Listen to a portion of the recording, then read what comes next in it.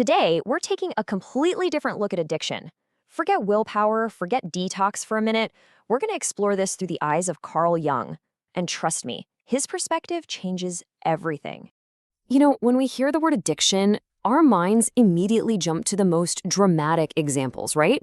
But the reality is, it's so much more subtle than that.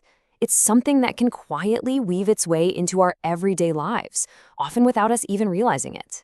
I mean, does any of this sound familiar? That 10th time you open Instagram in an hour?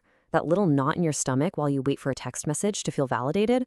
Or that promise you make to yourself, just one more episode, that somehow turns into 3 in the morning? These are the new faces of compulsion. And this right here gets to the heart of it. After a while, the behavior, it stops being about chasing some amazing feeling. Instead, it becomes about running away from a feeling. A persistent, nagging, underlying feeling of a low, an emptiness we don't even have a name for. This is exactly where Carl Jung comes in, and his view is pretty radical. He believed that if you want to understand addiction, you don't start with the habit. You have to start by asking about the soul. For Jung, the addiction was never the real problem. It was just a desperate symptom of something way, way deeper. Just look at the difference here. The typical modern approach is all about treating the habit, right? Patching the leak in the boat. But Jung's approach?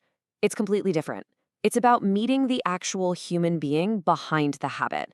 It's about addressing what he called a spiritual thirst and asking, what is your soul truly crying out for? So where does this spiritual thirst even come from? Well, Jung had this idea called psychic splitting. It usually starts when we're kids.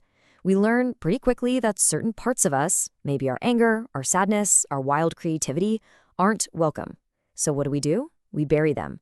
We build a mask to fit in and survive. And in that process, we create this huge, painful gap between who we pretend to be and who we really are. And that gap, that disconnection, it fuels this brutal, vicious cycle. It starts with that inner emptiness that leads to a dopamine crash, which creates this desperate craving for anything to feel better. That's when the escape behavior kicks in. You get a moment of relief, a temporary high, but it's always followed by shame, which just makes that feeling of emptiness even deeper. And then the loop starts all over. Now, those parts of ourselves that we bury, they don't just vanish. Jung said they all get shoved into what he called the shadow. Think of it like a psychological basement where we store everything we've rejected about ourselves. All our anger, our fear, our sadness. But here's the kicker. It's also where we hide our greatest strengths, our untapped power. And this is the absolute key to everything. The way to heal isn't by pretending that shadow, that darkness, doesn't exist. As Jung says so perfectly here, true healing, true enlightenment comes from turning around and facing it, from bringing it into the light. The only way out is through. Okay, so if we're supposed to turn towards the darkness, how in the world do we actually do that? It sounds scary, right? Well, the good news is Jung didn't just give us the theory, he gave us a map. So let's talk about 3 real practical tools you can use to start this journey inward. Think of these 3 as a kind of toolkit for your soul. First, we have shadow work, which is all about making the unconscious conscious. Then there's breath work, a way to tap into the wisdom of your body. And finally, symbolic ritual, which is like learning to speak the soul's native language. Shadow work really just starts with asking grave questions. And here's a really powerful one you can try. Grab a journal, get quiet, and ask yourself this. If my addiction could talk, what would it say to me? And the most important part, don't judge whatever comes up. Just listen. The answer is often right there, waiting to be heard. Next up is breath work. This is an amazing way to get out of your head for a bit. We spend so much time analyzing and thinking, but a lot of our pain is stored as energy in the body. By using conscious, rhythmic breathing, you can actually bypass that critical mind and allow some of that stored emotional energy to finally be released. It's what the addiction was trying to numb all along. And finally, symbolic ritual.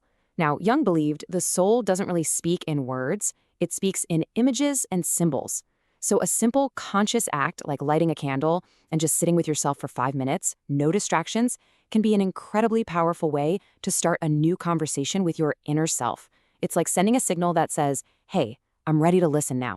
So what's the end game here? What's the real goal of all this work? Well, it's not just about stopping a bad habit.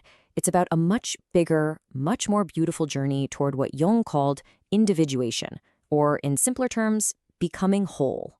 And this table just lays it out so clearly. Standard recovery is often framed as returning to who you were before things went wrong. But individuation, that's about becoming the person you were always meant to be. It's not about self-improvement, it's about self-reclamation. It's about going into that shadow and bringing back all the lost, buried pieces of yourself. So what does this actually look like in real life? Well, it means you start building a life that actually feeds your soul instead of just feeding your calendar. It's about swapping that frantic dopamine loop for a meaning loop, filling your life with things that genuinely matter to you. And maybe most importantly, it's about learning to see a relapse, not as a total failure, but as a messenger trying to tell you something important.